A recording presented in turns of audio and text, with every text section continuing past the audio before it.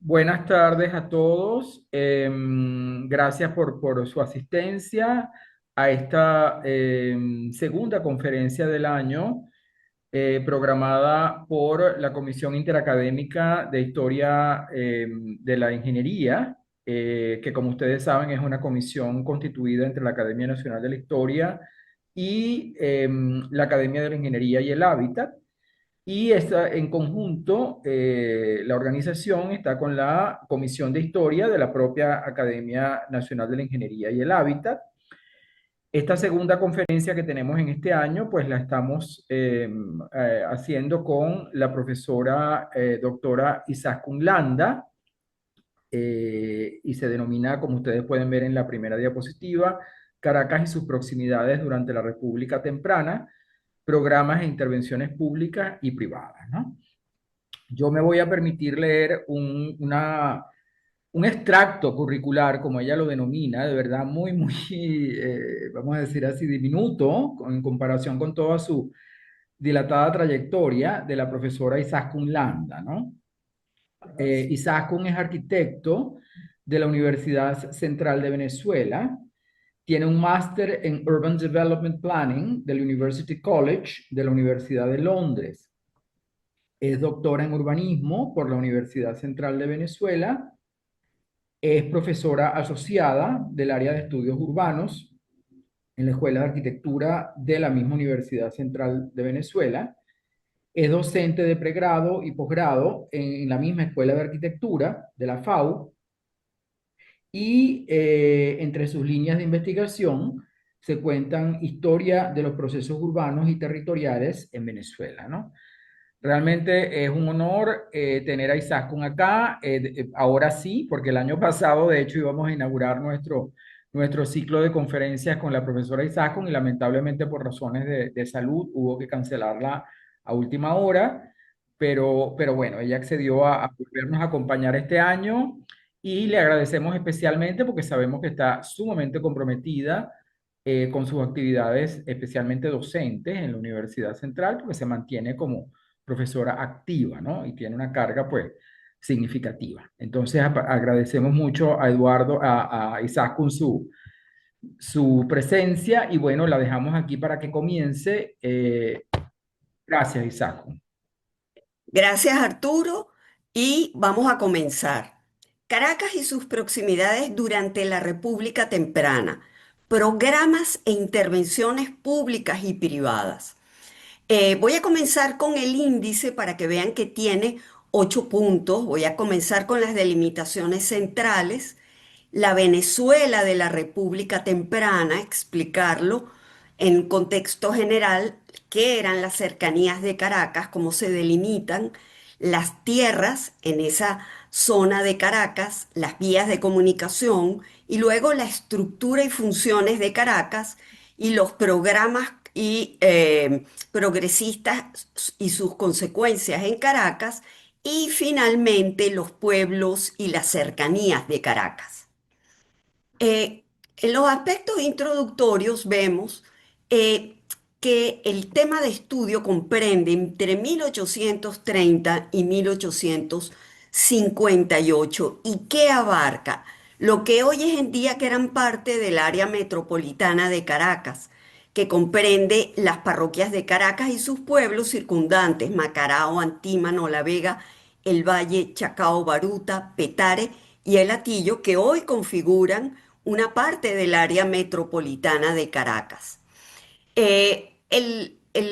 Ese periodo que es muy poco estudiado, incluso denostado, me pareció sumamente interesante porque en trabajos anteriores de investigación se me había visto grandes contradicciones entre lo que escribían conspicuos investigadores y lo que yo había visto en los documentos que estaba trabajando.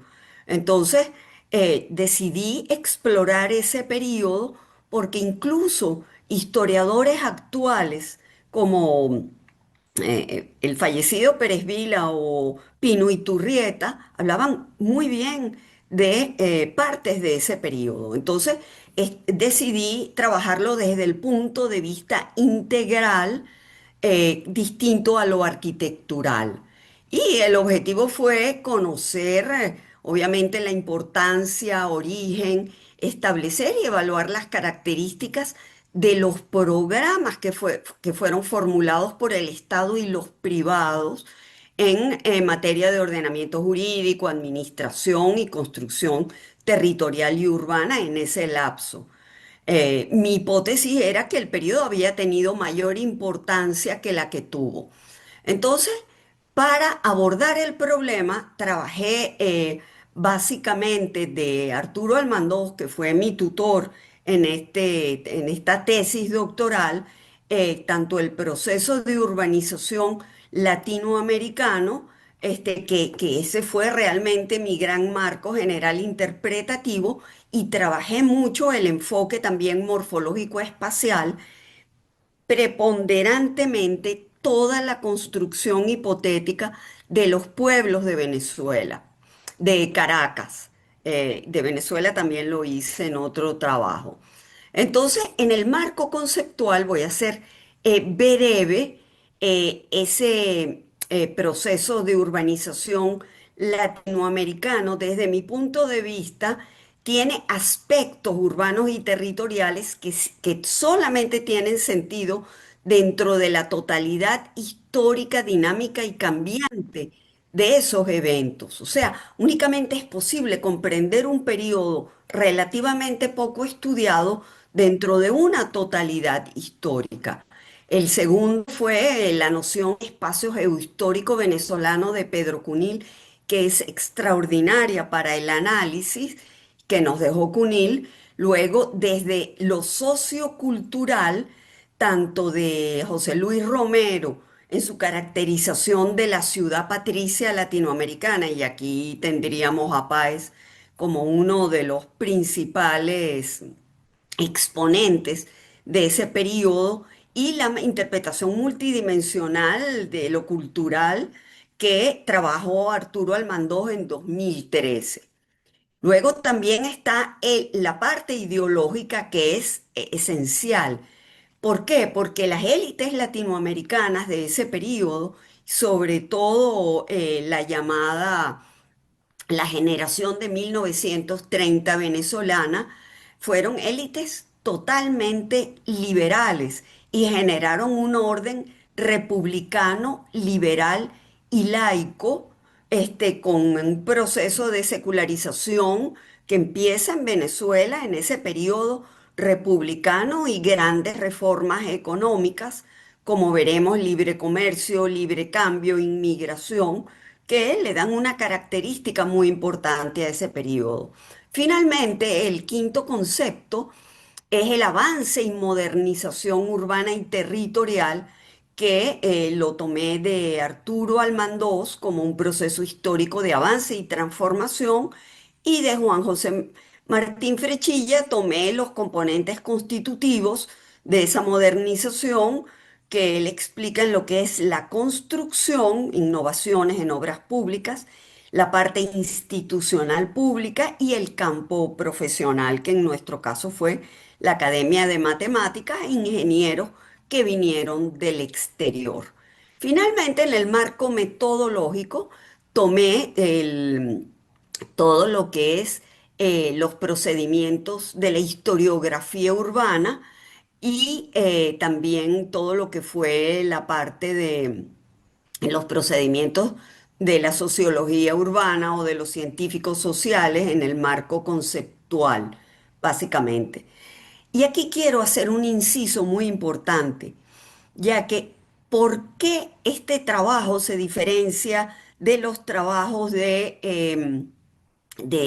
los antecesores, de mis antecesores, que fueron, por ejemplo, Lutovsky o el profesor Gasparini o Arcila Farías?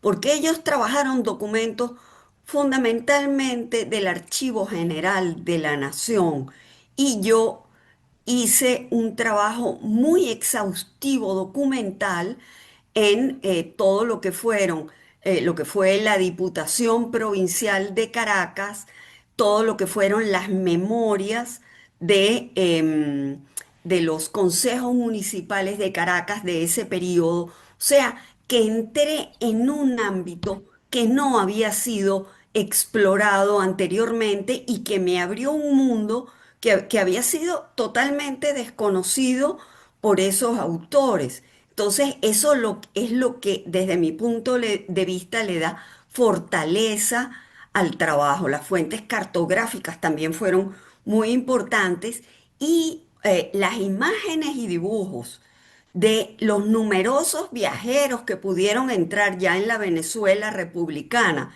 y que lo tenían básicamente prohibido en el periodo colonial, nos dan imágenes que pudieron apoyar en algunos casos este, em, conclusiones importantes de ese periodo. O sea que todo este conjunto de fuentes fue muy importante para poder elaborar el trabajo.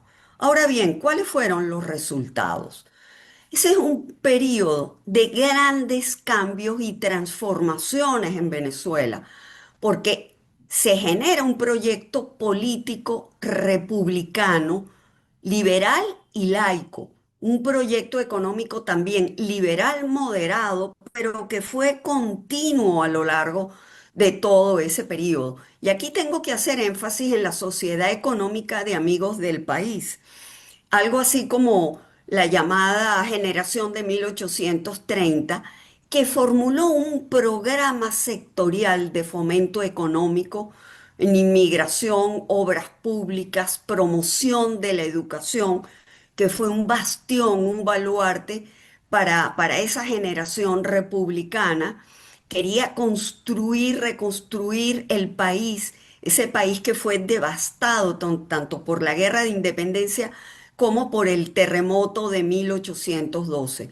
Esto condujo a que la economía creciera moderadamente, pero continuamente, que diferencia a Venezuela de otros países latinoamericanos que no crecieron con continuidad en ese periodo. Se incrementó la producción, el Producto Interno Bruto y de los ingresos de exportación por habitante. Y esto permitió al gobierno central un margen de maniobra suficiente para invertir por primera vez en obras públicas que fueron civiles, no militares como en el periodo de la colonia. Entonces esto fue clave para comprender este periodo y sus avances. Los montos fueron discretos porque fueron limitados, pero sentaron por primera vez en Venezuela las bases presupuestarias de las obras públicas nacionales republicanas. Entonces aquí voy a entrar en las obras públicas y el gasto público, porque eso quedó establecido en las memorias tanto del Ministerio del Interior y Justicia como en las memorias de Hacienda. Fíjense cómo era el gasto nacional en burocracia: 40%, guerra y marina 32%, deuda pública 19% y las obras públicas fueron un limitado 9%. La mayoría de esas obras públicas fueron en vialidad, más el impuesto subsidiario que era para la vialidad, para las comunicaciones realmente, vialidad y puertos. Un 63,42% es una cifra increíble para nuestros días. Templos, apenas casi que el 10% y en edificios apenas un 4%. Si sumamos puertos con la vialidad, eso nos da casi el 70% en todo lo que son comunicaciones. O sea que esto es clave para comprender ese periodo. Luego, cómo fue la sociedad en general en Venezuela, comienza por primera vez a participar en la vida pública e institucional. La sociedad de los pardos, por ejemplo, los pardos comienzan a entrar a trabajar en instituciones públicas, el ejército principalmente, incluye, se amplía ese universo que estaba vedado a la gente sin educación, estaba excluida, porque se abre la educación elemental, artística y artesanal gratuita a esos grupos que habían quedado excluidos en el periodo de la República y también al final de ese periodo vemos la evolución, la abolición de la esclavitud. Y poco a poco comienza un proceso de secularización social característico de esas sociedades liberales. Y la vida cultural fue de una riqueza extraordinaria en ese periodo, en todo lo que fueron corrientes artísticas, debate político, literario, el desarrollo de las artes, fue realmente extraordinario en ese periodo. Entonces, este primer modelo de pacto social nacional moderno permitió un crecimiento económico mesurado pero continuo con importantes avances políticos, sociales y culturales. Sin embargo, todo esto fue insuficiente y eso se refleja luego en la guerra federal, pero sí se muestra, se refleja en las actuaciones urbanas y territoriales. Desde ese punto de vista, vamos a ver cómo era el país en, en lo geográfico. Eh, se decía que la falta de población inutilizaba la prosperidad. Eso lo decía Antonio Leocadio Guzmán cuando fue ministro y se propone la inmigración. Sin embargo, todas las medidas que se tomaron para ampliar la población, porque se necesitaban brazos para poner a producir un país devastado, apenas nunca llegó ni siquiera al 1% de la población. Y la población creció fundamentalmente con, se estimaba que el crecimiento había sido del 2,67% interanual. Esa es básicamente la población nacional. Entonces, creció el poblamiento dentro de la zona costero montañosa, que es donde estaba ubicada la mayor parte de la población venezolana, desde el período precolombino, se fue expandiendo a zonas periféricas de la nación, se fue expandiendo y eso fue muy importante porque esa relación rural y urbana se acrecentó, es decir, la población rural creció muchísimo más que la población urbana en ese periodo. Podemos ver cómo estaba organizada esa población para 1800. Según Humboldt, fíjense cómo se ve aquí un gran número de ciudades bien pobladas formaban centros de comercio y civilización. Y en ese periodo se consolidaron las redes de ciudades de 1800, se hicieron mucho más complejas, especialmente en la franja centro-norte costera, y se acrecienta el poblamiento, por ejemplo, en lo que es el eje Orinoco-Apure, Oriente, todo lo que es lo que era la provincia de Maracaibo, y fíjense lo que ocurre en este periodo se crean numerosos puertos con aduanas para la exportación e importación. Entonces, eso acrecentó muchísimo esa expansión que vemos hacia el oriente, hacia el sur, hacia lo que era la provincia de Maracaibo. Y desde el punto de vista político-administrativo, en ese periodo de las 8 provincias que existían en Venezuela, para 1810, pues se desarrollan y se crean 20 provincias, que es casi lo que tenemos en este momento. Ese fue un periodo muy importante que modifica la estructura jerárquica de los centros político-administrativos de Venezuela, porque se crearon numerosas provincias. Aquí vemos el atlas geográfico modificado de, este, de, eh, Codazzi. sí, iba a decir ya Racetti, y Mm.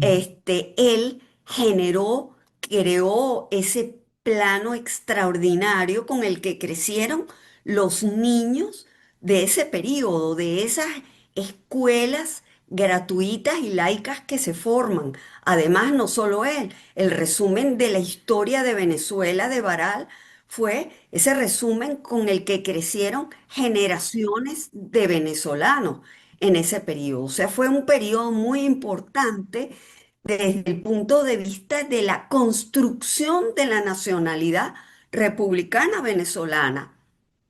Ok, ahora voy a entrar en el ámbito de Caracas y sus alrededores, porque fue un paisaje extraordinario y de tierras muy fértiles en las cercanías de Caracas. Todas las imágenes que les voy a mostrar son de ese periodo de visitantes, esta es en el caso de Bellerman, por ejemplo, que fue uno de los espacios en el que se refleja con mayor intensidad el crecimiento económico de ese periodo.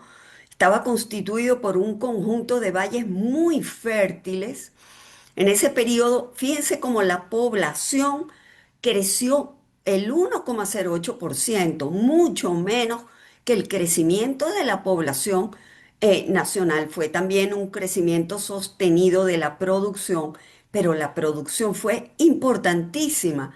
¿Por qué? Porque la caña de azúcar y el café, que era lo que se producían en esos valles, fue creció alrededor del 25%, llegó al 25% de las cosechas provinciales. Esto es algo extraordinario en un pequeño espacio de el menos del 6% de la provincia. Entonces, hubo inversión de capitales públicos para carreteras y fondos privados para para adquisición de nuevas tecnologías. Se redimieron los resguardos indígenas, es decir, se extinguieron los resguardos y todo esto generó una serie de ventajas competitivas, además de las comparativas que ya existían con el resto de Venezuela, del territorio nacional. ¿Cómo era Caracas? La ciudad de Caracas tuvo un incremento incluso menor que la de los alrededores, apenas del 0,52% interanual. Entonces, sin embargo, este pequeño crecimiento impulsó la actividad comercial de Caracas.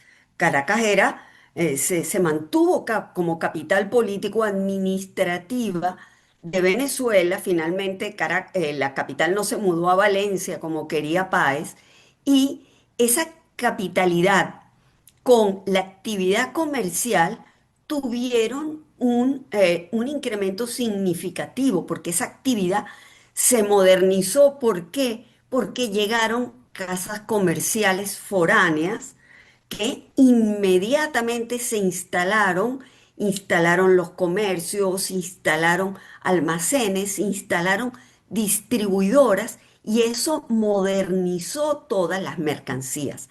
Asimismo, durante 15 años hubo entidades bancarias modernas y casas mercantiles que se dedicaron a las actividades financieras y sustituyeron a la Iglesia Católica en los empréstitos, porque durante toda la colonia la Iglesia Católica era la entidad que financiaba gran parte de la actividad económica del periodo colonial.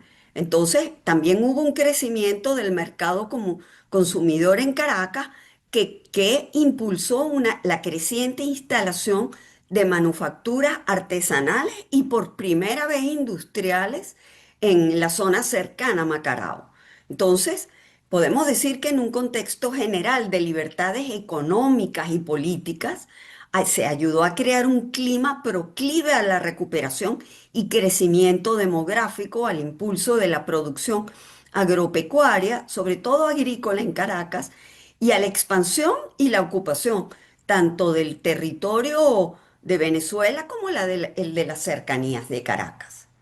Vamos a trabajar ahora el tema de las tierras. este tema deriva directamente de mis primeras investigaciones que me preguntó la profesora Yajaira sobre, yo trabajé sobre los ejidos de Caracas. Entonces, las tierras comunales de la Venezuela republicana comienzan a desaparecer, la mayor parte de ellas desaparece. No solo las tierras del Estado, que fueron las antiguas tierras eh, eh, mm, de la corona española, sino que luego transformaron en las tierras baldías del Estado, que fueran todas enajenadas, o la mayor parte de ellas, especialmente en el periodo de los monagas. O sea, que las políticas liberales aquí se aplicaron literalmente. Además de esas tierras del Estado, esas tierras baldías, eh, se redimieron también otras tierras comunales, que fueron tanto los ejidos de las ciudades, que eran las tierras para la expansión de las ciudades. En Caracas no se sabe, yo por lo menos no pude averiguar cuántos, pero sí se sabe que fueron repartidas muchas de ellas entre los vecinos más importantes, los llamados vecinos principales en la época de la colonia. Y prácticamente todos los resguardos indígenas se extinguieron, las 4,75 leguas de resguardos indígenas en ese periodo. Esto generó un impacto importantísimo en ese periodo, sobre todo en las tierras de Petare, que es donde está actualmente Mariches. En Mariches estaban los resguardos de los indígenas de Petare. La mayor parte de esas tierras todas se redimieron y se amplió muchísimo, creció la producción del café. Y esto disparó la producción del café en las cercanías de Caracas. Aquí pueden ver en los planos cómo esas tierras se extinguieron, en tanto los ejidos realmente nunca se supo. Se fueron apropiando indebidamente desde la época de la colonia hasta el periodo del gomecismo, pues. Otro de los aspectos esenciales fueron las vías de comunicación. Eh, Fíjense lo que decían las élites. La más urgente necesidad del país era mejorar los caminos. ¿Por qué? Porque la producción agrícola simplemente no podía llegar a los puertos por la precariedad de los caminos. En el periodo colonial, los caminos habían sido muy precarios y a partir de este momento la vialidad fue prioritaria. Entonces, desde el punto de vista jurídico, institucional y presupuestario, se le dio la mayor importancia a la vialidad, más que cualquier otro aspecto de los presupuestos públicos, obviamente de obras públicas. Se fundaron progresivamente instituciones administrativas como las juntas de caminos y luego las juntas de fomento, que fueron esenciales para la construcción vial. Se creó un marco jurídico nacional y provincial, se creó la Academia de Matemáticas. Eso fue una institución básica, porque a lo largo de todo de ese periodo, con sus vaivenes, funcionó y allí se formaron los primeros ingenieros civiles y militares de Venezuela. Luego, como ya vimos, en los presupuestos nacionales se le dio una importancia extraordinaria a la vialidad, el 63,42, y los provinciales también, el 44,65% le dieron la prioridad a la vialidad. Y luego fíjense, la Diputación Provincial de Caracas en 1832 aprobó un esquema vial primario con centro en Caracas. Este difiere del periodo colonial. Había existido un esquema del periodo colonial, pero un esquema de caminos. En este periodo ya estamos viendo carreteras, es decir, presentaban características completamente distintas para poder trasladar la producción mediante carretas, requerían, como ustedes saben, este, pendientes distintas, anchos distintos, etcétera. Entonces, esos ingenieros, más el ingeniero Lutowski, el polaco Lutowski, y Wilson, el británico Wilson, trabajaron también en esas carreteras como los venezolanos lo hicieron. Entonces, a partir de esto se elaboraron los primeros proyectos viales y los primeros informes técnicos sobre carreteras.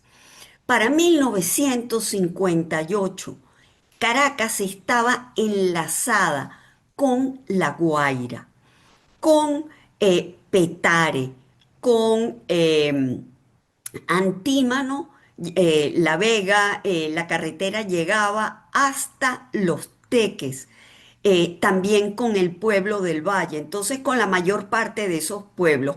Únicamente el Atillo y Baruta tenían problemas, hasta ahí no llegaron las carreteras, pero esa fue la primera red. Y esto tuvo consecuencias importantísimas. ¿Por qué? Porque se empezaron a trasladar la producción agrícola, no solo de Caracas, sino de una parte importante de los valles de Aragua, de los valles del Tuy y de Guarenas y Guatire a La Guaira. Esa producción llegaba a Caracas, se almacenaba en Caracas y luego esa salía a los depósitos de las empresas comerciales foráneas que se encontraban en La Guaira. Entonces esa red comercial le dio una ventaja extraordinaria a Caracas y sus alrededores. Aquí se ve cómo se modifica ya esa red. Además de estas vías de comunicación, de estos caminos carreteros, se em, se crearon las primeras líneas telegráficas, primero de Caracas a La Guaira, luego de Valencia a Puerto Cabello y luego de Caracas a La Guaira, pasando por Los Teques, El Consejo, La Victoria, San Mateo, es decir, todo el eje centro-norte costero. Eso se hizo, se levantó al final de este periodo y fue muy importante. Fueron los privados los que pusieron ese capital, em, fueron accionistas. El gobierno también llegó a ser accionista, el gobierno de los monagas. Entonces, esto fue realmente las comunicaciones, la punta de lanza en ese proceso de modernización de la infraestructura nacional. A menudo se cree que Guzmán Blanco fue quien creó esto, pero no fue así, no fue realmente. Las primeras carreteras venezolanas son de este periodo, los primeros tendidos telegráficos son de este periodo, y todo este periodo sentó los fundamentos institucionales, fiscales, administrativos y técnicos de la construcción vial y telegráfica nacional y las comunicaciones. Vamos a entrar ahora ya dentro de lo que es la ciudad de Caracas. La situación de Caracas en el Valle fue extraordinaria. Esta magnífica pintura del danés Melby puede, desde el Calvario, muestra lo que era el Valle de Caracas.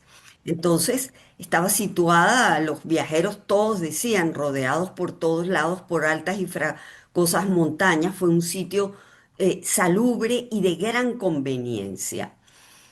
Vamos a hablar ahora ya de la parte de la morfología de Caracas, su trazado. Ese trazado colonial no se modificó nunca, pero ese trazado colonial que perdura hasta nuestros días, tampoco se modificó en el periodo de Guzmán, en esa ciudad, y luego tampoco en el centro se modificó en muchos periodos históricos, hasta que la ciudad se fue expandiendo mediante los suburbios. O sea que el damero se mantuvo. Pero para ese periodo es importantísimo señalar que la devastación del terremoto de 1812 para 1858 ya había desaparecido en la mayor parte. ¿Por qué? La mayor parte de la vivienda se había reconstruido.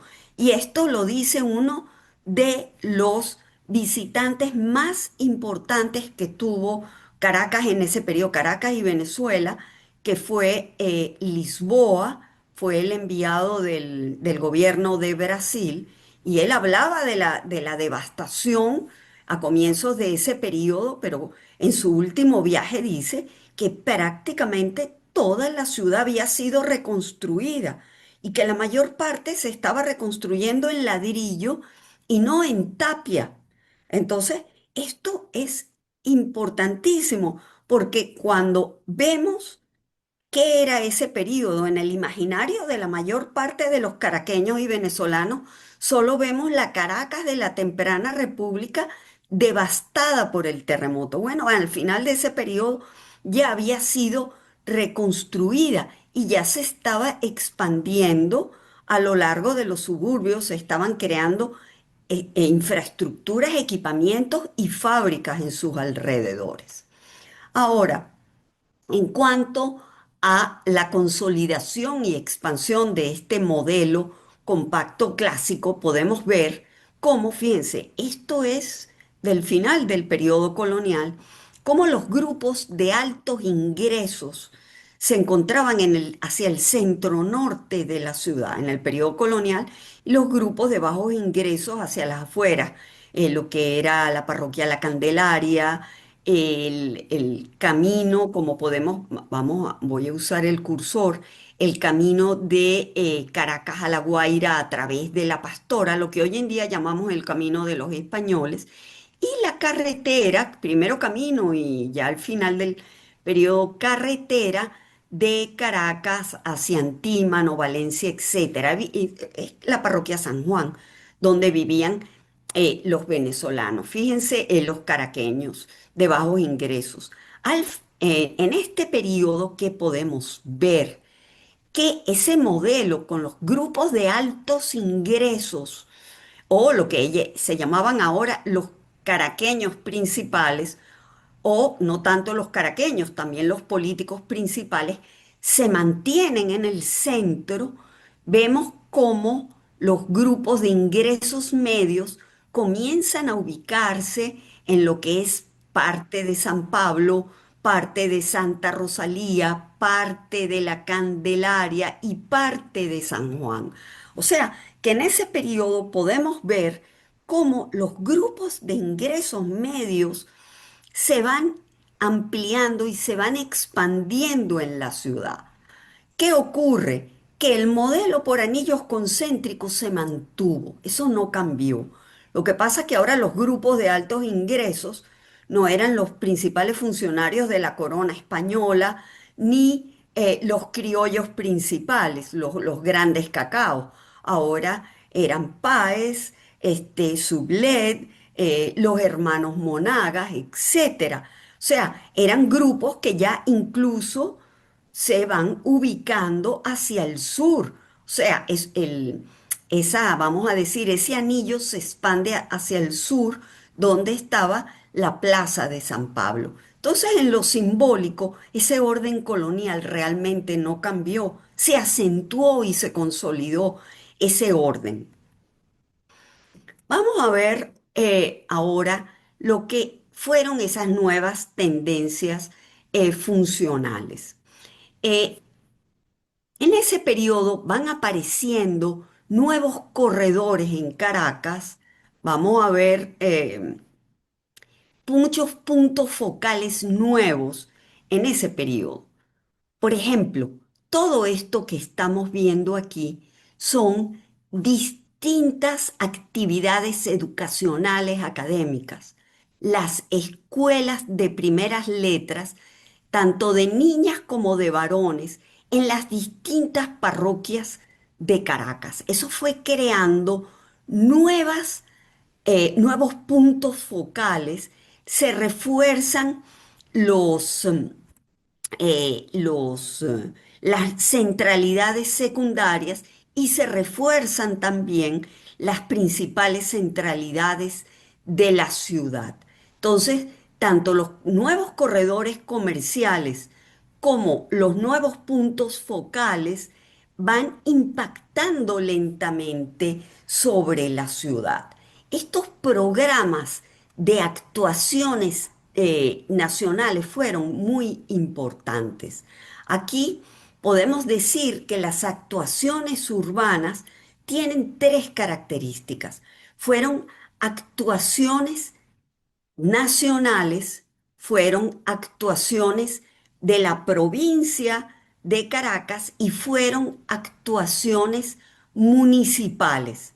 Entonces, todas ellas se conjugan para modificar, ir modificando esa Caracas a través de esos programas progresistas.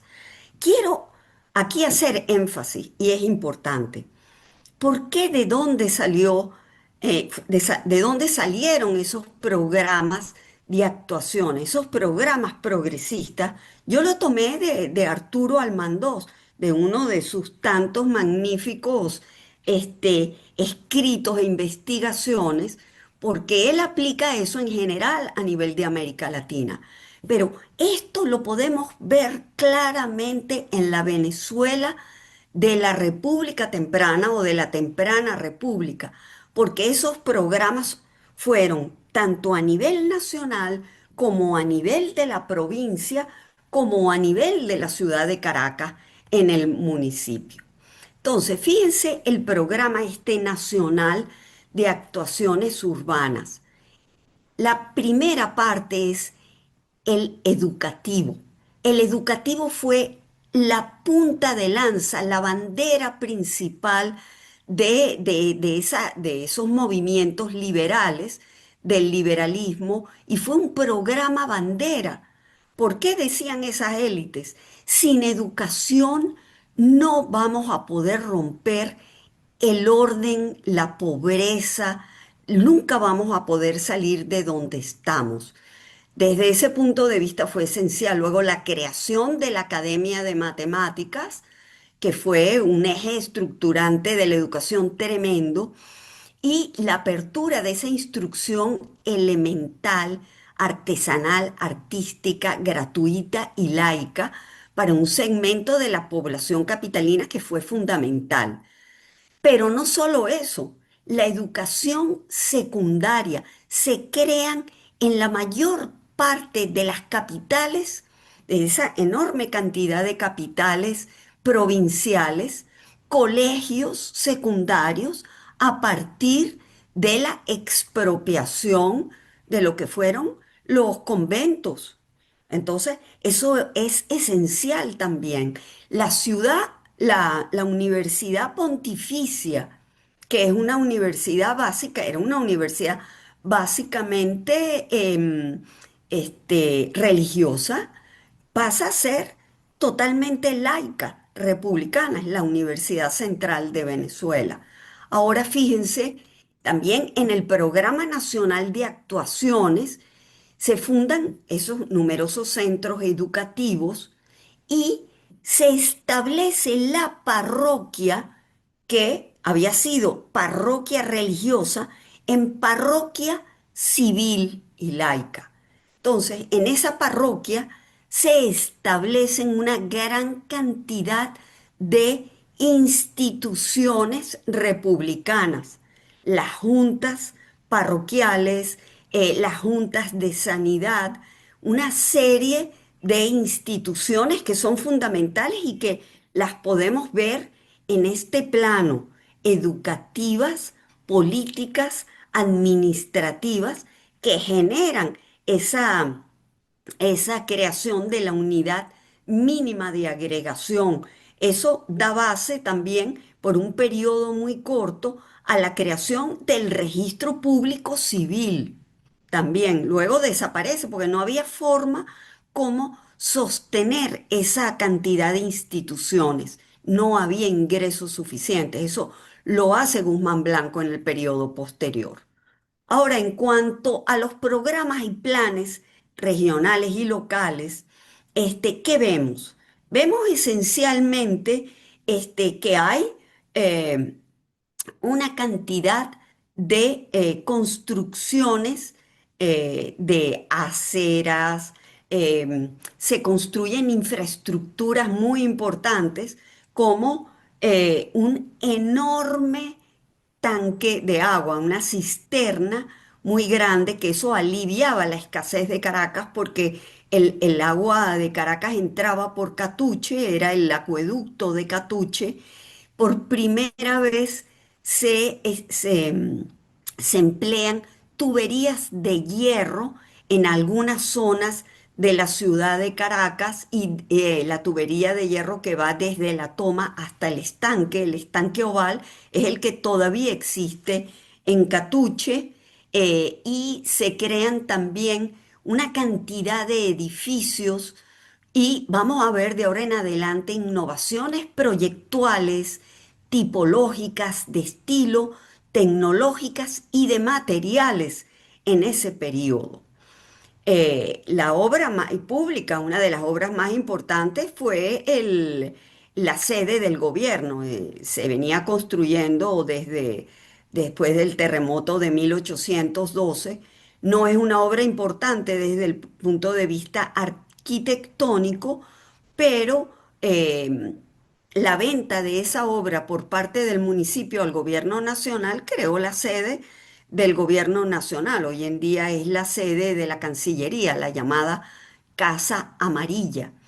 Luego se crea también, desde el punto de vista de los privados, el tercer cuerpo de lo que era el antiguo convento de San Francisco se convierte en el tercer cuerpo de la Universidad Central, y aquí Olegario Meneses, graduado en la primera promoción de la Academia de Matemáticas, hace un diseño arquitectónico extraordinario, un patio no cerrado, sino abierto mediante escalinatas a la ciudad, a toda la ciudad de Caracas. Hoy en día, lamentablemente, se encuentra el edificio que es la sede de la Asamblea Nacional, ese edificio de color vino tinto que compite con las dos torres del Centro Simón Bolívar. Entonces, la mayor parte de los arquitectos que trabajaron en este periodo generaron innovaciones proyectuales y tipológicas importantísimas. Otra de ellas es la cárcel panóptica. La cárcel panóptica, que fue creada por Jeremy Bentham en Inglaterra, un filósofo británico que crea estas cárceles redondas, fue construida en Caracas por el municipio, y Guzmán Blanco le añadió el segundo cuerpo y el segundo piso a esta cárcel. Luego, cuando cae Gómez, pues bueno, la cárcel La Rotunda, como era llamada, desaparece. Esta fue inaugurada en el periodo de José Gregorio Monaga con presos políticos de ese periodo. Otras de las innovaciones fue el Teatro de Caracas, muy poco conocido porque Guzmán Blanco pues lo modificó en su fachada. Fue diseñado por el arquitecto Wilson, el británico Wilson, y tenía una cúpula que el profesor Savilla, que en paz descanse, cree que fue metálica. Aquí se puede ver claramente la cúpula que dominaba parte del paisaje urbano de la ciudad de Caracas. Luego, lamentablemente, en 1919, pues un incendio acabó con el Teatro de Caracas, y aquí por primera vez eh, se, se escenificó el alma llanera.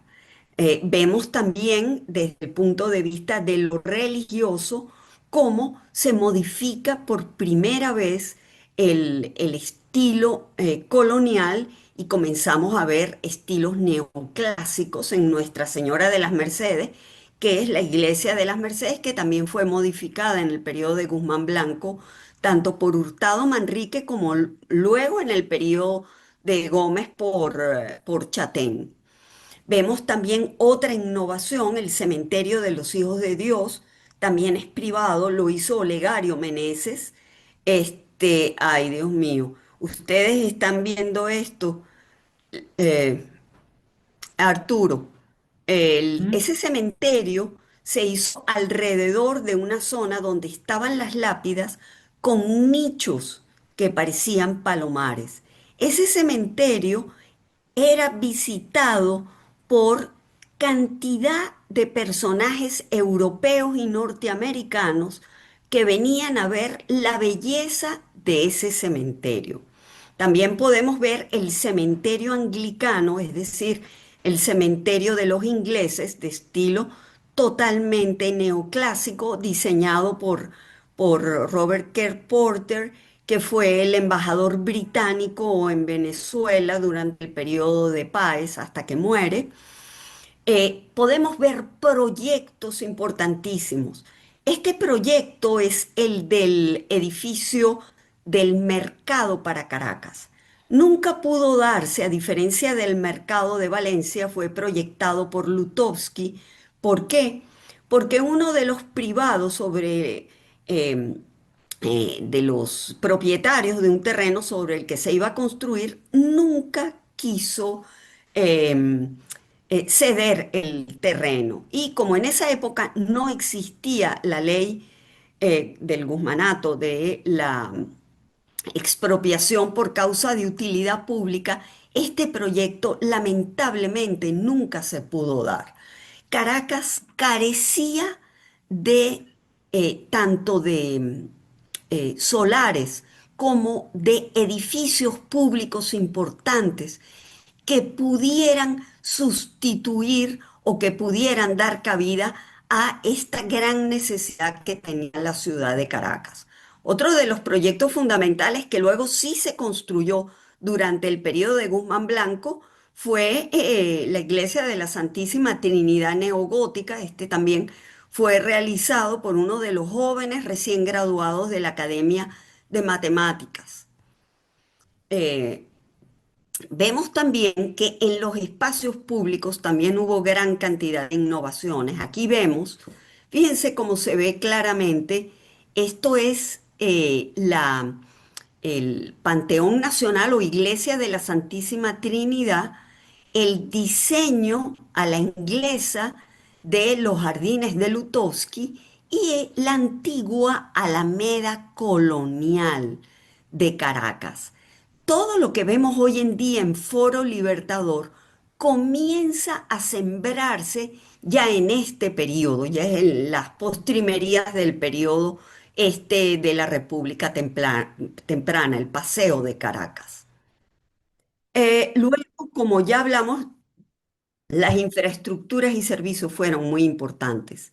Aquí vemos el estanque de Caracas y la toma, las tuberías de hierro que son conocidas en ese periodo, pero se sabe que a nivel privado se iban sustituyendo las tuberías del periodo colonial, que eran tuberías de arcilla cocinada por tuberías de hierro. Esto fue muy importante en ese periodo.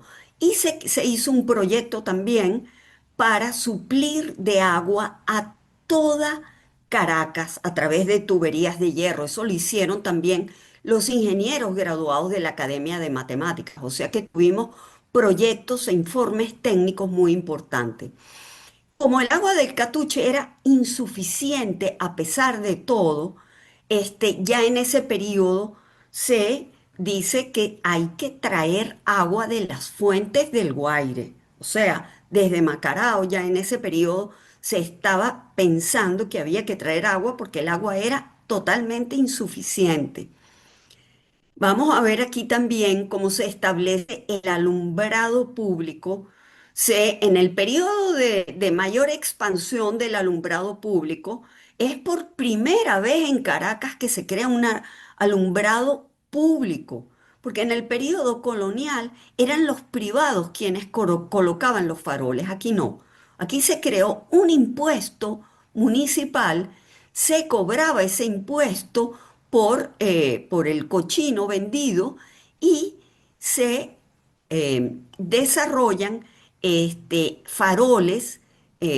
Llegó a tener Caracas 200 faroles hasta que cuando llega el periodo de los monagas, poco a poco fueron desapareciendo. La corrupción del periodo de los monagas fue realmente importante.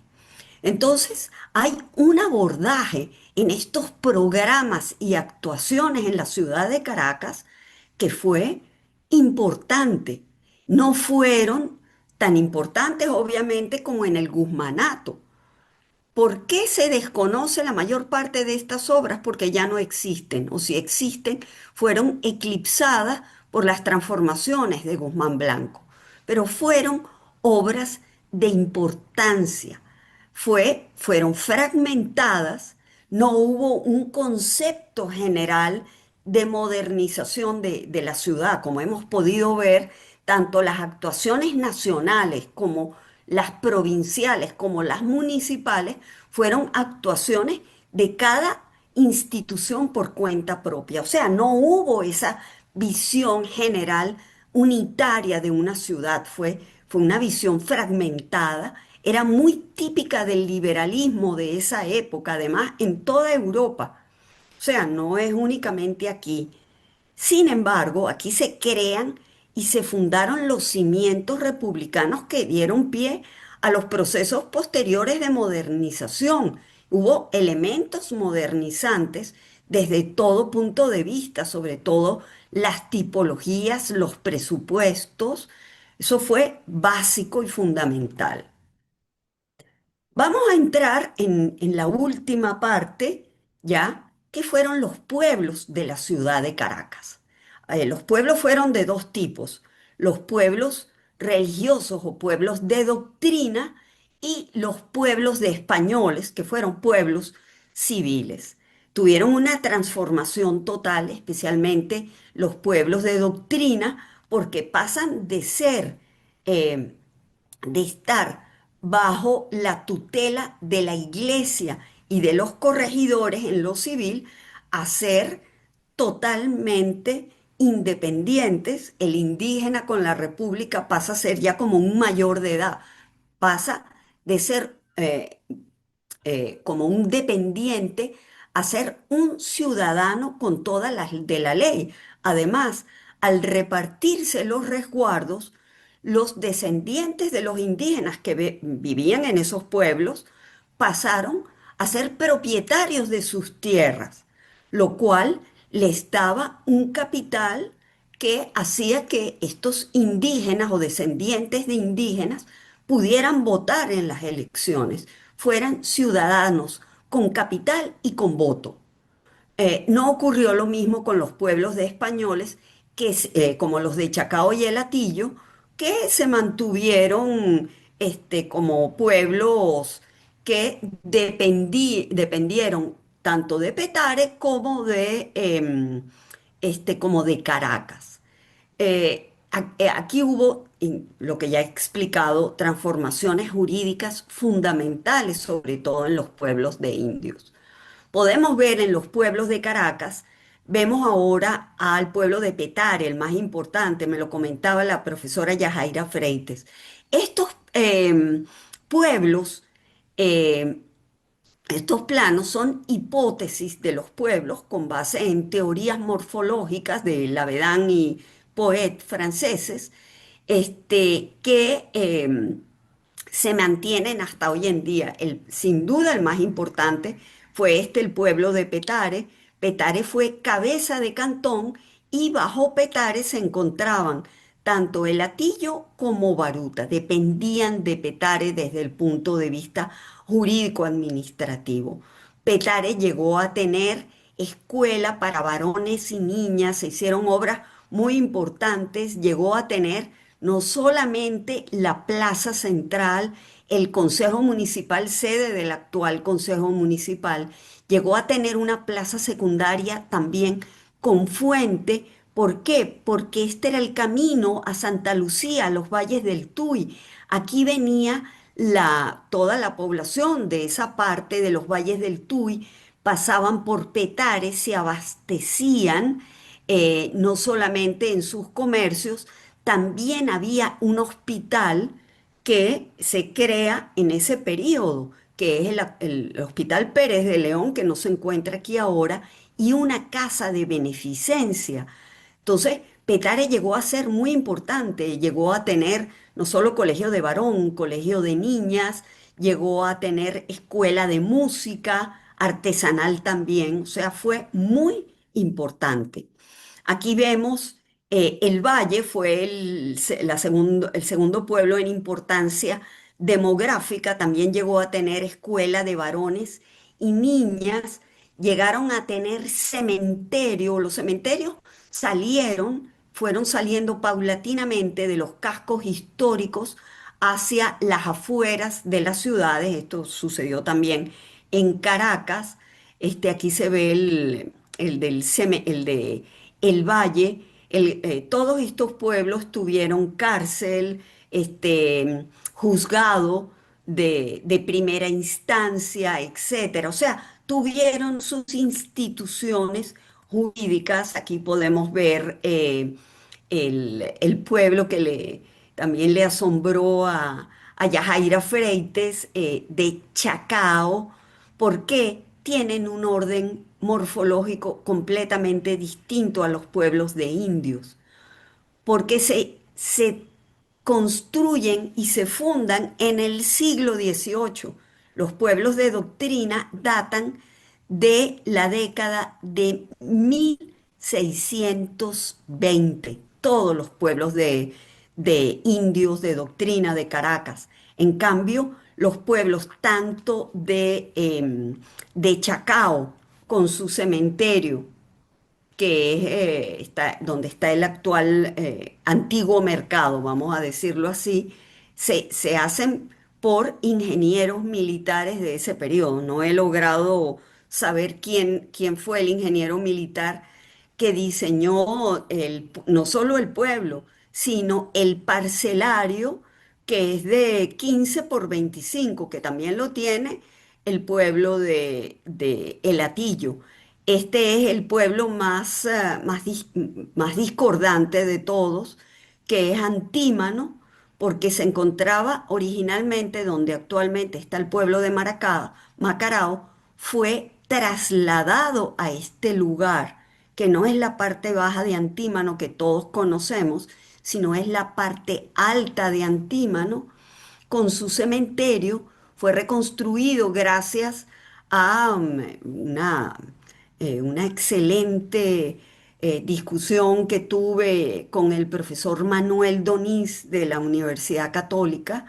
Y él me habló sobre la historia del pueblo, porque él es un antimanense. Este es el de Baruta, que es muy interesante porque ¿qué tiene?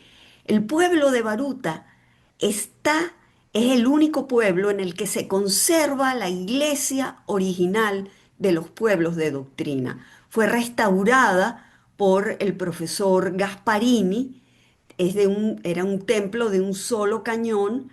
¿Por qué estos pueblos de doctrina tenían templos de un solo cañón? Porque el indígena era de un nivel inferior al criollo y al español. Pero todo lo demás del conjunto religioso se ha mantenido tal cual. Fíjense cómo estos pueblos tenían, este conjunto religioso medía 30 metros de largo y la plaza tenía 60 metros. Eran de 30 por 60 las plazas. Pero ¿por qué Baruta tiene dos plazas? Porque los franciscanos querían ser los curas doctrineros y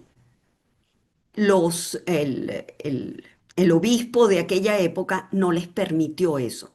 Entonces, por eso Baruta tiene dos plazas. Y tenemos aquí el pueblo de El Hatillo, que fue construido con una iglesia a imagen y semejanza de la de Baruta, porque dependía de Baruta. Y fíjense que tiene muy similares a la de Chacao, el parcelario urbano. Entonces son los dos únicos pueblos de españoles y datan de la última, el Hatillo, de la última década del siglo XVIII español.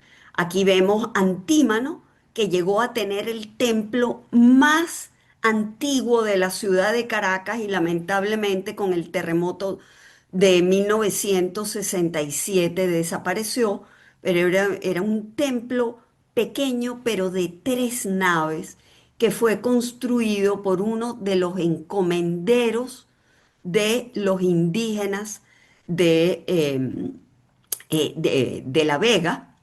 Esto es del, del pueblo de La Vega, ¿ok? Tenían, fíjense, el cementerio muy pequeñito en uno de los lados. Luego todo eso se reconstruyó, pero tenía un altozano o parvis frente al templo y luego la plaza de 30 por 60. Luego estos pueblos crecieron con morfologías distintas. Y finalmente tenemos el pequeño pueblo de Macarao, que estaba en una meseta muy estrecha y pequeña, el cementerio aquí hacia el sur. El templo es un templo patrimonio de la nación, igual que el patrimonio arquitectónico, igual que el templo de Chacao, y esta es otra historia. Entonces, vamos a decir que estos pueblos tuvieron beneficios relativamente importantes. Todos los pueblos de indios tuvieron escuelas de primeras letras de varones, todos tuvieron instituciones públicas como cárcel, juzgados, todos, casi todos los pueblos, no todos, tuvieron escuelas para niñas, sobre todo los de mayor tamaño como Petare, Chacao, El Valle, tuvieron escuelas para niñas. Algunos las crearon pero desaparecieron inmediatamente porque esas escuelas debían tener más de 20 alumnas para poder sustentarse y tener presupuesto. Entonces, eso es lo que podemos decir. A nivel, para finalizar ya las conclusiones generales, podemos decir que este periodo fue un periodo de gran importancia desde el punto de vista de la modernización y avances. Fue importante en la modernización de todo lo que son las cercanías de Caracas, desde el punto de vista de los resguardos, desde el punto de vista de las carreteras, de las comunicaciones, del el incremento de la producción agrícola, etcétera, y puntuales desde el punto de vista urbano. O sea, fue un periodo que podríamos llamar de modernización y avances fragmentados. Este, aquí podemos ver claramente qué significa el origen y fundamentos de ese ideario liberal. O sea, nosotros los republicanos somos hijos de ese ideario liberal que creó programas nacionales en lo económico, en lo educativo, programas regionales que implantaron la institucionalidad republicana y que se basó también en las grandes necesidades existentes, y desde el punto de vista de estos programas no tienen otro nombre sino programas progresistas. Eso no lo podemos ver en el periodo colonial. No existieron. Llegaba un gobernador y decía, yo quiero hacer aquí la Casa de la Misericordia o cualquier otra edificación. Eso no lo vemos en este periodo porque es una idea general de programas que se crean. Fueron la importancia desde el punto de vista jurídico, institucional y administrativo para la creación de esos programas de actuaciones gubernamentales y privadas fue muy importante. Esto da una base legislativa e institucional. Se crea todo ese tejido institucional y jurídico. Tiene consecuencias fundamentales, ¿ok? Sin embargo, otras necesidades urgentes nunca fueron satisfechas. sea, fue un periodo en el cual los presupuestos fueron totalmente insuficientes para las enormes necesidades, pero generó grandes aportes. En el corolario voy a decir algo fundamental. ¿Por qué? Porque la temprana república sí representa un eslabón con entidad específica y cabal dentro del proceso histórico de desarrollo urbano de Caracas y sus proximidades, y debería ser estudiado en otras provincias del país. No hay duda alguna. También estos programas fueron propios y característicos de ese periodo. No tuvo obras monumentales como en el periodo guzmancista, sino que se acopló a los presupuestos que existían y algunas de las necesidades que existían. Y este, ¿qué pasa finalmente? Se sientan las bases para otros periodos. ¿Por qué? ¿Por qué hizo Guzmán Blanco?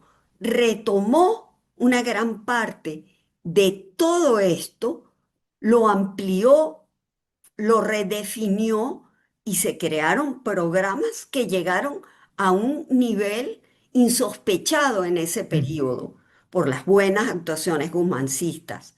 Finalmente, quiero decir que a partir de este periodo podemos hablar, según Schobert, de otro nivel de organización urbana que se inicia, de humana, que se inicia a partir de la creación de una sociedad básicamente laica. Es otro nivel de organización urbana. Aquí quiero dar las gracias a quienes fueron mis tutores, María Elena González de Luca y Arturo Almandó, y un gentío que trabajó en las bibliotecas, etcétera, el Consejo de Desarrollo Científico y Humanístico, que financió también una parte de esta investigación doctoral.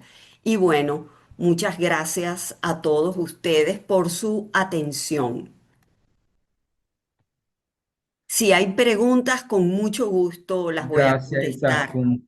Gracias, Isaskun, por esa presentación erudita que deja ver además toda tu formación como arquitecta, como historiadora y como urbanista, porque te has hecho un paseo por varias escalas territoriales, urbanas y zonales, vamos a decir así. Una delicia realmente escucharlo de nuevo.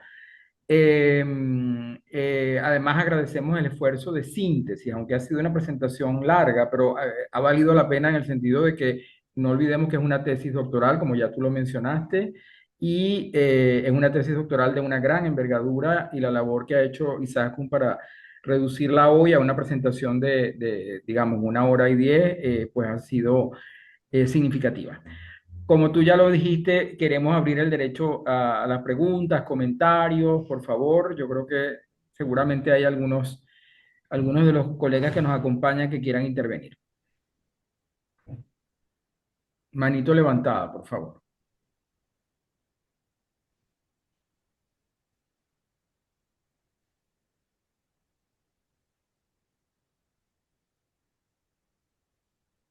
A ver, Yajaira. Ok. La doc- Isaskun, muchas gracias por esta exposición y porque nos has dado una visión distinta del periodo. Sobre Ujú, todo, yo creo que el hecho de haber revisado los archivos provinciales es la clave del negocio, porque siempre se había revisado los archivos nacionales. Entonces, por Ujú. supuesto, hay una diferencia.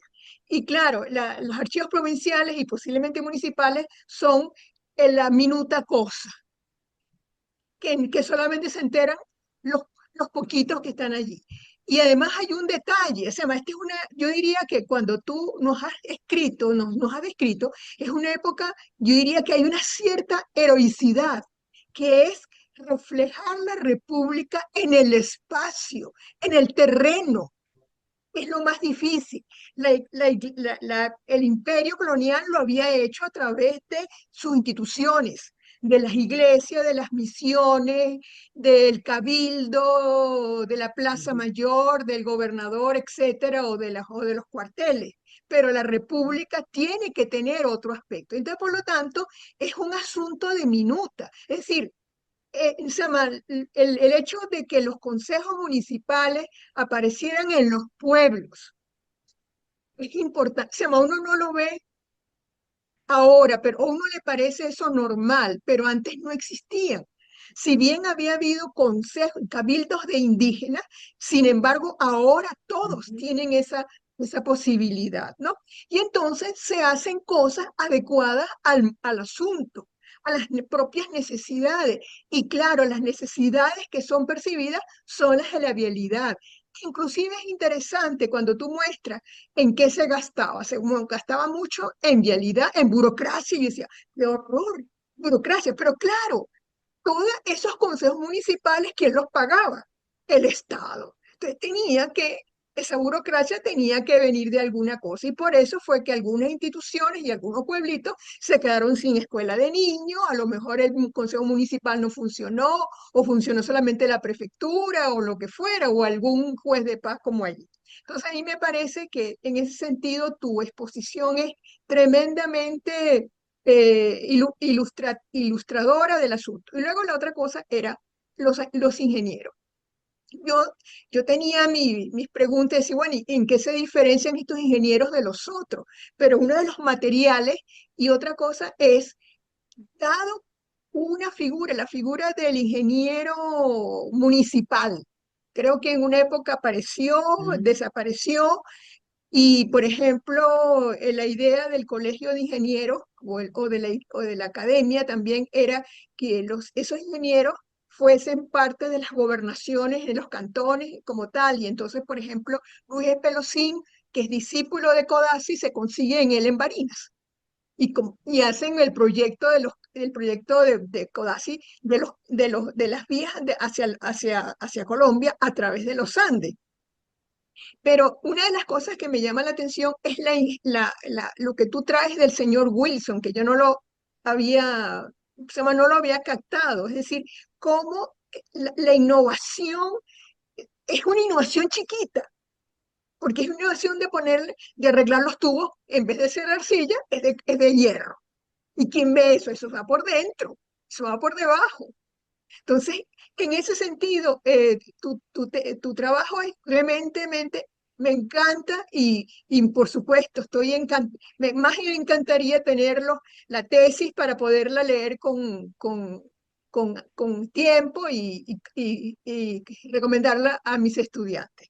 Bueno, un saludo y gracias por esta conferencia tan interesante. Gracias, Yajaira. Antes de continuar, quería invitar a Isaskun, por favor, a dejar de compartir pantalla para que nos Ah, veamos ok. en mejor escala. Ah, ¿Dónde?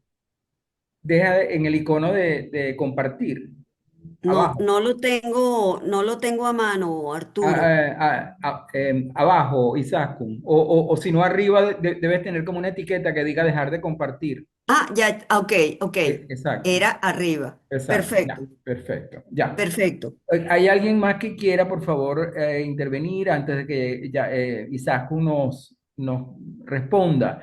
Eduardo, el académico Eduardo Burós, presidente de la Comisión de Historia, por favor. Buenas tardes. Felicitaciones, una conferencia ilustradora, interesantísima, y que me hace pensar en una circunstancia que tiene que ver con nuestro propio momento. Cajigal es un producto de la diáspora. Sí, Vargas es sí. un producto de la diáspora. Es la diáspora renovadora. Cuando uno lee, por ejemplo, el libro de Tomás Estraca, La voz de los vencidos, uno ve cómo llegan cantidad de jóvenes que se habían ido porque eran Ujú. realistas o su familia era realista, yo no tenía nada que ver con eso, pero se habían ido a las islas y comienzan a regresar. Y es la diáspora la que transforma el país, porque muchos de los productos de la como lo trata ahorita en su último libro Elías Pino, dice, hay un conjunto de gente nueva que son los militares producto de la independencia, que no son los jóvenes militares que habían formado para los desfiles militares en Caracas y esas cosas, que esos en la Primera República mueren prácticamente todos, y Ujú. entonces surgen los militares de fuerza, que son los que vienen a copar el espacio político, porque son los que conoce la gente. Y eso lo explica Elías Pino en su último libro. Dice, mire, la gente que tiene, ¿quién tiene, a quién vamos a elegir? A la gente que conocemos. ¿Y quiénes son los que conocemos? Los militares que habían hecho la guerra de independencia por la, y que habían logrado sus títulos militares por la fuerza, como el propio general Páez. Entonces, y estos jóvenes llegan a formar la Sociedad Económica de Amigos del País, que Exacto. en verdad uno tiene que reconocer que es la base de todas estas ideas concentradas que estos jóvenes comienzan a cruzar entre sí, pero eso nos hace llevar a algo más atrás, que son las sociedades económicas de amigos del país. Es el producto fundamental de la ilustración. Ujú. Y el país en este momento necesita que sus academias, que son organizaciones de Estado, alcancen el nivel de las sociedades económicas de amigos del país, que por principio, y así lo establecen sus estatutos, no son políticas, son organismos de asesoría del Estado. Pero sin embargo, miren lo que nos están mostrando de lo que lograron hacer, no solamente en este campo de las construcciones, sino también en el campo de la medicina, en el campo de las investigaciones agronómicas, eh, de la agricultura. Yo producía las cartillas agrarias, de manera Ajá. que Ujú. eh, es un tema que lo vinculo, porque lo vinculo con una realidad que nos está topando en este momento, que es que vamos, cómo podemos usar la diáspora, serán otras circunstancias, pero ese proceso de renovación que viene de estos jóvenes que se han educado afuera, que han visto las transformaciones del liberalismo en el mundo, son las que provocan todos estos cambios. Sí, esa era la idea de mi intervención. Gracias. Gracias, Eduardo. No sé si alguien más quiere intervenir antes de volver a dar la palabra a la doctora Landa para sus comentarios adicionales. Vale, Isaac, si quieres. Ok. Le quería decir a Yajaira que los consejos municipales, solamente había dos, el de Caracas y el de Petare. Los pueblos no tenían consejo municipal, el resto de los pueblos, sino que tenían cárcel, despacho para juez en primera instancia, también tenían juez de paz y otro tipo de instituciones. Entonces, ellos dependían del Consejo Municipal de Caracas y Petare y El Hatillo del Consejo Municipal de Petare. Esos fueron los dos consejos municipales eh, que, que existían en Caracas y sus alrededores. Y quería hablar otra cosa también, por lo de Wilson, y hubo otros ingenieros que vinieron también y se fueron. Pero, por ejemplo, Wilson trabajó con el método McAdam en la construcción de la carretera al valle y más allá del valle, llegó hasta Turmerito, donde hoy en día está el Estadio Monumental. Entonces, por primera vez comienza a aplicarse también el método Macadam. O sea, es un periodo de pruebas, etcétera, que es realmente interesante desde ese punto de vista. Y también, obviamente, o sea, lo que yo quiero demostrar aquí, no solamente en lo constructivo, es que es un periodo realmente importante porque sienta las bases de periodos posteriores para la construcción territorial y urbana. Eso es básico. los presupuestos y como dice Eduardo Burós, muy bien dicho, fue la Sociedad Económica de Amigos del País que convoca a Páez y esa serie de venezolanos ilustres que eran los que habían y otros que llegaron realistas, como Montenegro, que llegaron del exilio y se incorporaron directamente a trabajar. Ellos fueron los que crearon esos programas y la gente que había con esa gente fue la que creó esas bases. O sea, ellos rompieron con una gran parte de ese orden colonial y crean un nuevo orden como ya lo dije, en lo constructivo, pues tiene elementos propios de ese periodo y que indica cuál debía ser el camino a seguir. Entonces, yo creo que esa diáspora en parte nos podría ayudar virtualmente porque hay muchos que salieron para no regresar, que tienen ya trabajos bien remunerados, bien establecidos, otros que no tanto, y que posiblemente puedan llegar a incorporarse a la construcción de esta otra etapa que estamos empezando a vivir en el país y que, bueno, que vamos a ver por dónde, por qué camino va y por qué camino se dirige. Así es.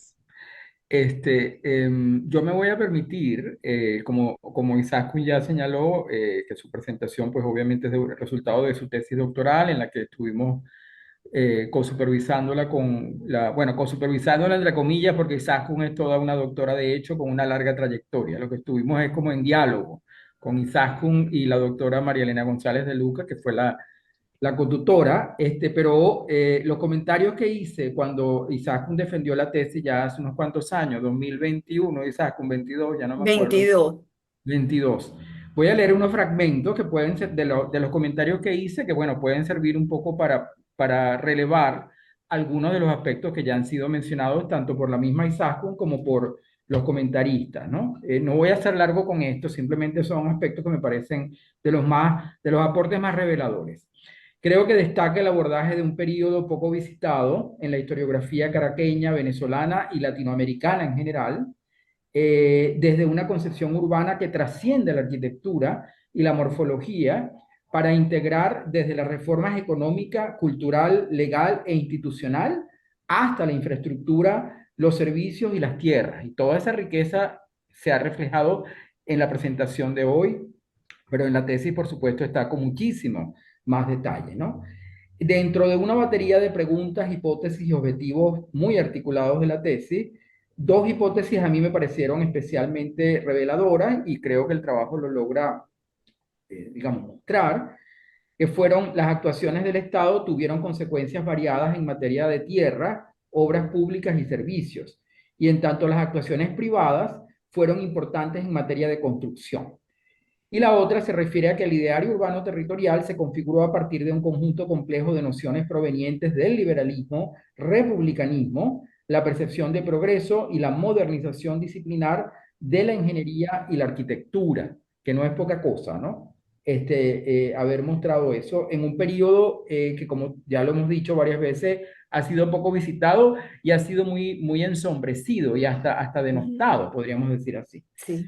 Se observa un adecuado posicionamiento historiográfico del trabajo a través de un estado del arte venezolano y latinoamericano, el cual va de lo territorial a lo espacial, pasando por lo urbano.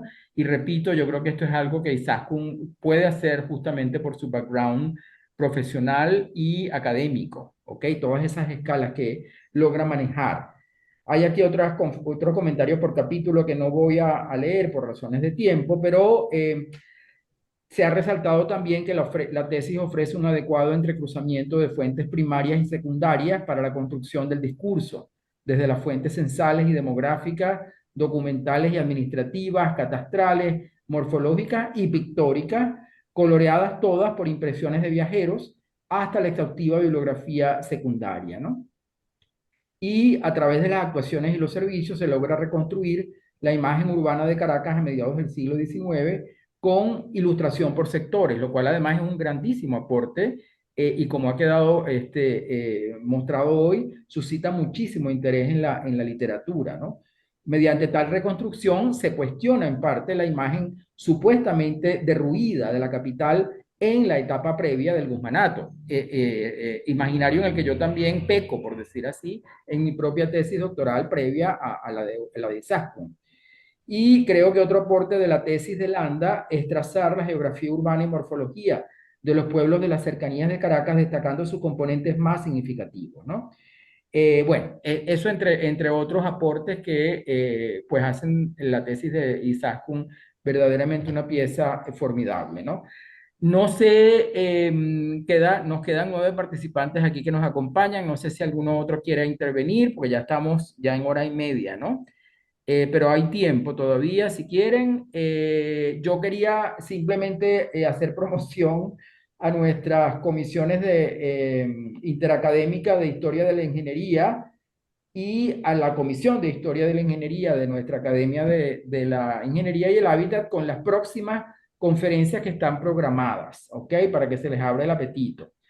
Tenemos algo distinto. Aquí nos movemos en estas comisiones en diferentes periodos, diferentes abordajes, etcétera, para no ser demasiado capitalinos después de esta tesis de hoy.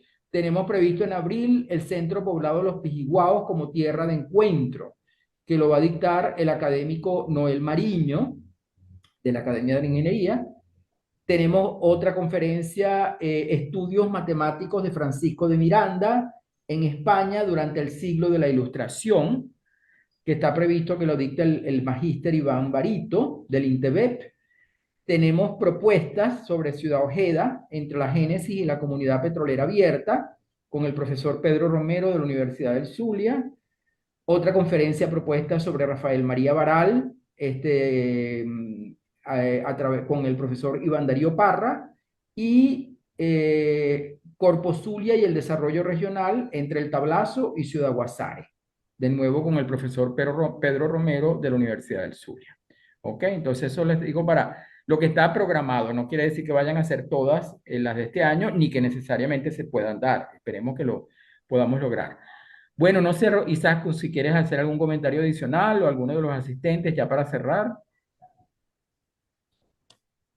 Realmente no, estoy muy complacida por la invitación, muy agradecida, bueno, y espero participar en algunas de las próximas conferencias siempre y cuando las clases no me quiten mucho Claro, tiempo. claro, por Entonces, supuesto. sumamente agradecida por su participación y bueno, les deseo la mejor de la suerte para las Gracias, de nuevo, próximas. Isaac.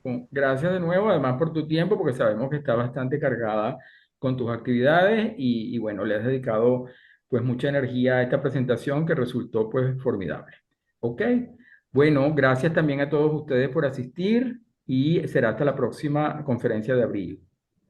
Muchos saludos a Gracias, todos, Arturo. Vale. muchísimas gracias. Eduardo, si no es Dime, molestia, recuerda enviarme la respuesta sobre lo que te mandé, ¿oíste? Si estás de ok, acuerdo para confirmar. sí, los leo, no los he leído, Ah, bueno, las dos correspondencias tuyas que recibí, si pero confirmas, yo procedo a enviarle el material al comité directivo. ok, Vale, gracias. Diego, gracias. Gracias, Arturo. Gracias, Gracias, Isaco. Yajaira. Muy agradecida por todo. A ustedes, a ustedes. ¿Dónde podemos leerte? Ah, Yajaira, ¿Dó- disculpa. ¿Dónde La podemos? tesis está colgada en Saber UCB. Si tú Ajá. me das tu correo a través de Arturo, yo te envío el link de la tesis o te puedo mandar la tesis Pongámoslo completa. en el chat, ya, Isaco, ya de una vez, que nos quedan unos minutos. Ok, ¿Cuál es el correo? Ponlo ahí, Isaco, sí, ya, Jaira, perdón. Yajaira, dame tu correo, por favor. te lo estoy poniendo en el chat. Ajá, Y, ok. Ajá, y Déjame Frentes. pausar esta grabación ya, que no. ok,